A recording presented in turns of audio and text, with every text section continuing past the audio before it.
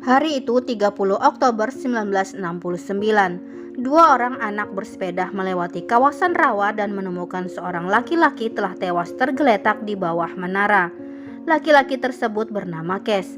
Berdasarkan hasil penyelidikan, polisi menduga jika Kes tewas setelah ia terlibat perkelahian di atas menara. Tapi polisi tidak menemukan sidik jari atau petunjuk apapun di lokasi. Hanya sebuah kalung hilang dan serat kain wol berwarna merah di jaket Kes. Serat tersebut bisa jadi dari shawl atau sweater milik pelaku. Keesokan harinya, polisi mendatangi sebuah rumah yang terletak tak jauh dari rawa milik seorang wanita muda bernama Kaya. Saat itu tak ada seorang pun di dalam rumah, sehingga petugas kemudian masuk ke dalam rumah yang memang tidak terkunci. Petugas lalu menemukan topi berwarna merah terbuat dari wol. Polisi menduga pasti Kaya terlibat dalam kasus kematian Kes. Petugas selanjutnya berupaya melakukan penangkapan terhadap Kaya. Kaya yang berusaha kabur akhirnya tertangkap dan dijebloskan ke dalam penjara. Hari itu seorang pengacara bernama Tom datang mengunjungi Kaya. Ia mengajukan diri untuk membela gadis malang yang terasing di kota tersebut. Tom hanya sebentar menemui Kaya. Sebelum pergi, Tom memberikan sebuah buku. Pada halaman pertama, Kaya menemukan gambar-gambar siput dan kerang. Sontak Kaya tiba-tiba berbicara. "Terkadang orang melupakan makhluk hidup yang tinggal di dalam cangkang," ucap Kaya. Waktu kemudian berputar mundur pada tahun 1953 atau kehidupan Kaya 16 tahun lalu. Dahulu Kaya memiliki sebuah keluarga. Ia tinggal di rumah pinggir rawa tersebut. Hari itu Kaya sedang bermain dengan bocah laki-laki bernama Ted. Ketika ayahnya datang dengan amarah karena mereka bermain di atas perahunya. Ayah Kaya adalah pria yang kasar dan seringkali menjadikan istri dan anak-anaknya sasaran amarahnya. Saat itu Ted mencoba membela Kaya, tapi Kaya melarang Ted mendekati ayahnya. Saat malam amarah itu pun berlanjut. Kaya mendengar rintihan sang ibu yang terus dipukuli oleh ayahnya. Paginya Kaya melihat ibunya pergi dengan membawa sekoper pakaian. Sejak hari itu, satu persatu saudaranya pergi meninggalkan Kaya hingga tersisa berdua dengan ayahnya saja. Hari-hari Kaya jalani dengan berkeliling rawa untuk menghindar dari sang ayah. Hingga satu hari, Ted mengatakan sesuatu yang membuat Kaya berani. Kemudian Kaya terlihat membuatkan secangkir kopi lalu berkata pada ayahnya bahwa ia sangat kelaparan. Segera sang ayah membawa Kaya ke toko dan membeli bahan makanan. Mereka dilayani oleh Mr. Jumpin dan istrinya yang bernama Mabel. Mrs. Mabel sangatlah baik. Ia sangat prihatin ketika melihat kondisi Kaya. Mrs. Mabel mencoba membujuk Kaya pergi bersekolah agar Kaya bisa bertemu dengan teman sebayanya dan memiliki teman. "Cukup memakai rok bekas ibumu, kau sudah bisa pergi ke sekolah," ucap Mrs. Mabel. Sebelum Kaya keluar dari toko, wanita baik itu menyisipkan satu permen untuk gadis cilik tersebut. Keesokan harinya Kaya terlihat memilih satu buah rok milik ibunya. Kemudian dengan pakaian seadanya tanpa sepatu dan tubuh yang kotor, Kaya pergi ke sekolah. Tapi Kaya tampak berkecil hati untuk bergabung dengan teman-teman sebayanya. Kaya terlihat memutar arah berniat untuk kembali ke rumah. Saat itulah Tom datang membesarkan hati Kaya. Ketika di sekolah tampak anak-anak yang lain tidak menyukai Kaya. Kaya pun sedih lalu memilih pergi. Kaya tak pernah ke sekolah lagi sejak hari itu. Suatu hari Kaya menerima sebuah surat dari sang ibu. Karena Kaya tak bisa membaca, ayahnya lalu merebut surat tersebut. Tanpa memberitahu isi surat tersebut kepada Kaya, sang ayah lalu membakarnya. Dengan penuh kesedihan, Kaya lalu mengambil abu surat dari sang ibu lalu menyimpannya. Malam itu terlihat sang ayah membakar semua barang milik ibunda Kaya. Tak ada lagi jejak yang tersisa dari sang ibu selain abu surat yang disimpan oleh Kaya. Duka hidup Kaya benar-benar lengkap ketika sang ayah meninggalkan Kaya seorang diri. Gadis cilik tersebut dipaksa berpikir untuk bertahan menghidupi dirinya sendiri. Hari itu adalah beras terakhir yang tersedia di rumah. Kaya pergi ke rawa mencari kerang, lalu menukarnya dengan bahan makanan di toko Mr. Jumpin. Begitulah kehidupan Kaya berjalan. Kerang dan beras jagung selalu menjadi pertukaran yang sempurna untuk Kaya. Seiring berjalannya waktu, Mrs. Mabel membuatkan Kaya sepatu dan beberapa potong pakaian. Kembali ke masa sekarang, hari itu tampak Kaya menerima sekantung bingkisan dari Mrs. Mabel berisikan baju-baju wanita yang kemudian digunakan Kaya di dalam persidangannya. Kaya tak pernah mengakui apapun yang mengarahkannya pada tuduhan, tapi Kaya juga tak melakukan pembelaan atas dirinya. Sebagai pengacara Kaya, Tom membela kliennya dengan mengatakan Case bisa saja tewas karena terjatuh dengan sendirinya. Menurut Tom, Kaya tak memiliki karakter kejam untuk melakukan sebuah pembunuhan dengan sengaja mendorong Case dari atas menara. Selanjutnya kembali ke tahun 1962. Tampak Kaya telah tumbuh menjadi wanita dewasa dengan kehidupannya yang masih terasing dari keramaian. Hari itu saat Kaya hendak mencari kerang, Kaya melihat sesosok laki-laki yang berjalan di hutan. Kaya lalu terlihat menghindar. Keesokan harinya Kaya menemukan sehelai bulu, beberapa barang dan sebuah surat yang sengaja ditinggalkan oleh laki-laki tersebut. Kaya tampak begitu senang, tapi karena ia tak bisa membaca, Kaya lalu menyimpannya. Kemudian saat Kaya kembali, laki-laki itu muncul di hadapan Kaya. Ternyata ia adalah Ted yang kini telah dewasa dan kembali ke kampung halamannya. Sejak saat itu, Ted menjadi orang yang paling dekat dengan Kaya. Ia mengajari Kaya membaca dan menulis. Kaya belajar banyak dengan membaca. Seiring kedekatan yang terjalin, mereka berada di dalam hubungan yang tak biasa. Kaya dan Ted benar-benar saling jatuh cinta. Suatu hari Kaya mengundang Ted datang ke rumahnya untuk pertama kali. Ted begitu kagum dengan hasil karya goresan tangan Kaya. Ted dengan setia mendampingi Kaya belajar untuk mendalami tentang ekologi makhluk yang hidup di sekitar lingkungan Kaya tinggal. Hidup Kaya terlihat bahagia dengan Ted berada di sisinya. Sampai suatu ketika, Ted memberitahu Kaya bahwa ia harus pergi ke kota untuk melanjutkan kuliahnya demi masa depan mereka. Satu malam sebelum kepergiannya, Ted mendatangi Kaya di rumahnya. Ia menemani Kaya malam itu. Esoknya ketika Ted akan pergi, ia memberikan catatan daftar beberapa penerbit untuk Kaya mengirimkan gambarnya kepada mereka. Ted ingin Kaya tak perlu mencari kerang lagi untuk menghidupi dirinya. Ted memeluk kekasihnya itu dengan erat. Ted berjanji akan menemui Kaya pada tanggal 4 Juli mendatang. Hari demi hari Kaya jalani seperti biasa. Tepat tanggal 4 Juli hati Kaya begitu berbunga. Ia berdandan secantik mungkin dan menunggu Ted di tepi pantai dengan senyum yang merekah. Hingga ketika senja tiba mulai menghapus kebahagiaan di wajah Kaya, Ted tak kunjung datang.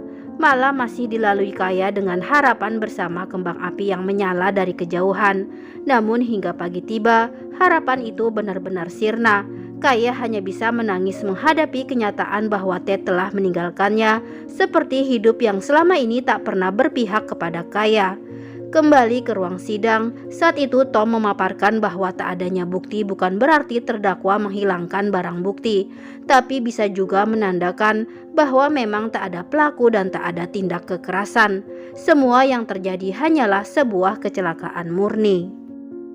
Satu hari di tahun 1968, tepatnya 1 tahun sebelum peristiwa kematian Case. Saat itu Kaya yang tampak sedang berjalan pulang melihat seseorang berada di halaman sedang mengambil beberapa gambar rumahnya.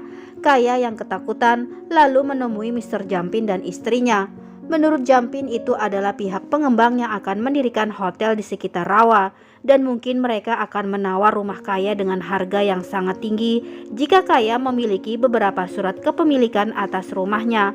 Di luar toko seorang lelaki bernama Case dengan baik menyapa Kaya. Case lalu mengajak Kaya untuk piknik di pinggir pantai pada hari Minggu.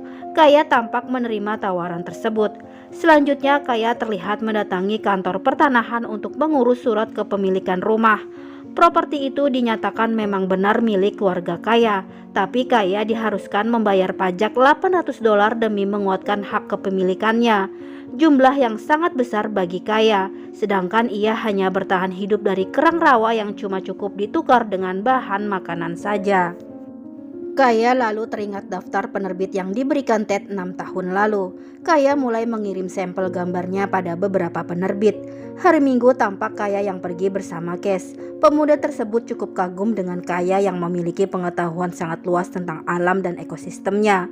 Ketika itu Kaya sempat marah karena satu tindakan yang dilakukan oleh Case membuat Kaya merasa direndahkan sebagai seorang wanita. Case lantas meminta maaf kepada Kaya dan sebagai penebusannya, Kes membawa Kaya ke atas menara untuk melihat pemandangan yang Kaya pasti akan suka. Setelah hari itu, Kaya mulai merasa nyaman dan memberanikan diri untuk membuka hatinya kepada Kes. Beberapa hari kemudian, Kaya terlihat menerima balasan surat dari salah satu penerbit. Mereka ingin Kaya mengirim semua materi agar dapat dipublikasikan secepatnya. Kaya merasa senang karena dengan begitu ia bisa menghasilkan uang. Di hari berikutnya, giliran Kes yang memberikan kabar jika ia telah mendapatkan pekerjaan sebagai manajer di sebuah perusahaan.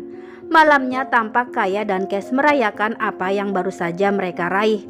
Rencana pernikahan yang diungkap Kes melengkapi kebahagiaan Kaya malam itu. Di satu malam tampak Kes yang membawa Kaya ke sebuah hotel. Ini adalah kali pertamanya Kaya bercinta dengan seorang laki-laki. Saat itu Kaya memberikan kalung berbenang wol merah dengan liontin, sebuah kerang hasil buatannya. Kemudian kembali ke masa sekarang. Dalam persidangan, Ibunda Kes bersaksi bahwa putranya mengungkapkan jika ia telah putus dengan Kaya, sehingga mungkin itulah alasan Kaya menghabisi Kes dan mengambil kembali kalungnya. Tapi tentu saja itu adalah tuduhan spekulasi tanpa dasar dari Ibunda Kes. Dalam pembelaannya, Tom memberitahu bahwa polisi dalam penggeledahannya tidak menemukan kalung tersebut di rumah Kaya. Beberapa bulan sebelum kejadian, terlihat Kaya yang sedang bersenang-senang dengan Kes. Tanpa diduga hari itu Ted pulang dan melihat kedekatan Kaya dengan Kes. Keesokan harinya Ted berpapasan dengan Kes di depan toko Mr. Jumpin. Di sana terlihat Ted menggunakan topi wol berwarna merah yang ditemukan oleh polisi di rumah Kaya. Saat itu Ted mendengar Kes bergunjing dengan temannya tentang urusan tempat tidurnya bersama Kaya. Ted sangat marah. Ia meminta Kes berhenti membicarakan Kaya karena itu seperti sedang merendahkan harga diri seorang wanita. Mereka lalu tampak terlibat sedikit pertengkaran hingga Mr. Jumpin turun tangan melerai keduanya. Malamnya Kaya merias dirinya menunggu kedatangan Kes, tapi di halaman Kaya mendapati Ted datang kepadanya. Kaya begitu marah, lalu melempari Ted dengan kerikil untuk mengusirnya. Ted tampak meminta maaf kepada Kaya. Ted memberitahu mengapa ia tak menepati janjinya. Ted menjelaskan kalau begitu sulit menjalin hubungan dengan Kaya karena Kaya tak mau hidup selain tinggal di rawa tersebut. Jika Ted tetap melanjutkan hubungan mereka, Ted harus mengorbankan kuliah dan beasiswa yang didapatnya.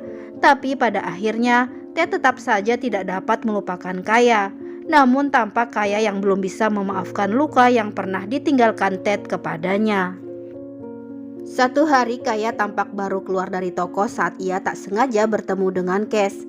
Kaya mengundang Kes ke rumahnya untuk merayakan bukunya yang sebentar lagi akan diterbitkan. Tak lama dari arah belakang Kes, muncul seorang gadis muda mendekati Kes dan memperkenalkan dirinya sebagai tunangan Kes. Kaya hanya terdiam, lalu pulang dengan kesedihannya. Kaya berusaha menerima karena begitulah kehidupannya. Pada akhirnya semua akan pergi meninggalkannya.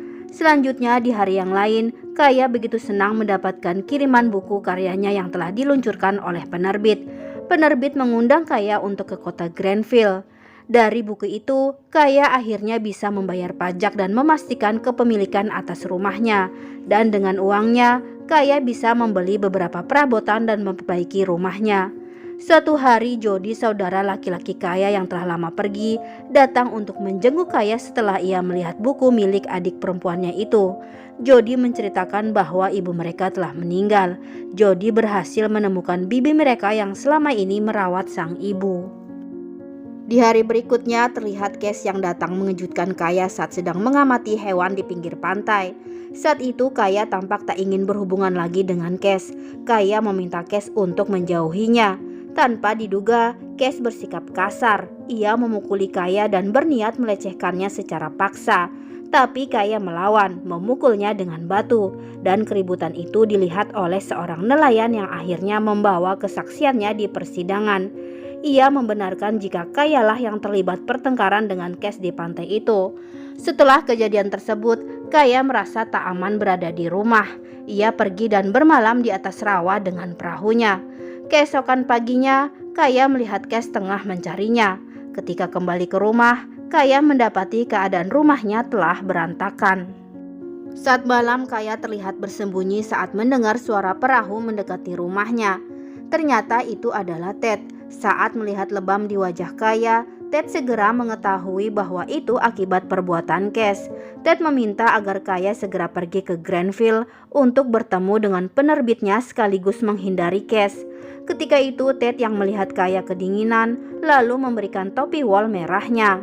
Di ruang persidangan, Kaya dikejutkan oleh kehadiran Ted, Jody dan juga Mr. Jumpin beserta istrinya di ruang persidangan untuk mendukungnya. Kembali ke situasi di mana Kaya tampak meminta bantuan Mr. Jumpin memesan tiket bis untuk keberangkatannya ke Granville. Saat itu Mr. Jumpin juga menyadari lebam di wajah Kaya. Kaya mengakui bahwa itu adalah perbuatan Cash, namun Kaya meminta Jumpin untuk merahasiakannya karena Kaya yakin tak akan ada orang yang membelanya jika apa yang menimpanya diketahui orang banyak. Jumpin begitu sedih karena Kaya sudah seperti anaknya sendiri. Selanjutnya dalam persidangan seorang pemilik toko bersaksi jika ia melihat Kaya pergi meninggalkan kota dengan menaiki bis pada tanggal 29 Oktober, tepatnya pada jam 9 pagi. Diketahui jika perjalanan dari kota Kaya tinggal menuju Granville akan memakan waktu selama 3-4 jam. Selanjutnya saksi adalah seorang editor yang bertemu Kaya di Granville berkata jika ia makan malam bersama Kaya sampai dengan jam setengah 12 malam dan ia kembali bertemu Kaya pada pagi harinya. Hanya saja saat itu mereka menginap di hotel yang berbeda. Malam itu adalah malam di mana Cash terjatuh dan tewas dari atas menara. Di ruang sel, Tom meminta Kaya agar memberi pembelaannya, tapi Kaya menolak. Ia tak ingin meminta dalam hidupnya karena Kaya merasa tak pernah memiliki kehidupan. Dalam pembelaan terakhirnya, Tom memaparkan pendapatnya bagaimana mungkin Kaya kembali ke kotanya pada tengah malam dan balik lagi ke Granville pada jam 2.30 dini hari, tanpa ada saksi dan tanpa adanya kemungkinan mengarahkan Kaya pada kejadian. Bagaimana bisa semua mata tertuju pada gadis terlantar yang bertahan hidup dari mencari kerang sejak dari kecil, dikucilkan tanpa alasan yang jelas. Orang-orang begitu kejam dan tak punya hati. Itulah kata penutup yang menjadi perjuangan Tom dalam membela Kaya. Kemudian selesai istirahat, Kaya bersiap menerima putusan hakim. Kaya tampak begitu lega dan sama sekali tak menyangka bahwa keadilan telah berpihak kepadanya. Kaya dibebaskan dari segala tuduhan dan Cash dinyatakan tewas karena kecelakaan. Kaya disambut oleh orang-orang yang menyayanginya. Tak lupa ia memberikan hormatnya kepada Tom yang telah membelanya. Tiba di kediamannya, Kaya mendapati rumahnya sudah seperti sedia kala dan itu berkat Ted. Terlihat dari sehelai bulu yang diletakkan Ted di atas meja. Kaya menyadari bahwa Ted adalah satu-satunya pria yang ia cintai. Kaya lalu juga meninggalkan sehelai bulu di perahu Ted. Ted yang mengetahuinya segera mendatangi Kaya di rumahnya. Kaya pun tampak menyambut Ted dengan bahagia. Pada akhirnya mereka pun menikah dan hidup berbahagia. Kaya terus mengeluarkan karya-karya terbaiknya. Tahun demi tahun pun berlalu, beberapa orang tersayang pergi dari hidup Kaya. Tampak Ted dan Kaya yang hidup bersama sampai tua. Satu hari Kaya terlihat pergi berperahu seorang diri. Dari kejauhan ia melihat sang ibu kembali ke rumah. Kaya begitu bahagia, karena itulah yang selalu dinantikan olehnya sejak kecil. Bayangan ibunya pun menghilang bersamaan dengan nafas terakhir Kaya. Ted menemukan Kaya sudah tak bernyawa di atas perahunya. Di akhir cerita, terlihat Ted yang menemukan buku harian Kaya. Lembar demi lembar dibukanya. Di lembar terakhir, Ted melihat gambar seorang pria berkalung kerang yang tak lain adalah Cash. Lalu di baliknya, Ted mendapati kalung tersebut tersimpan dengan rapih. Akhirnya Ted menyadari bahwa benar ternyata Kaya adalah pelaku yang menghabisi Cash di malam itu. Selanjutnya tampak Ted kemudian membuang kerang tersebut ke tepi pantai.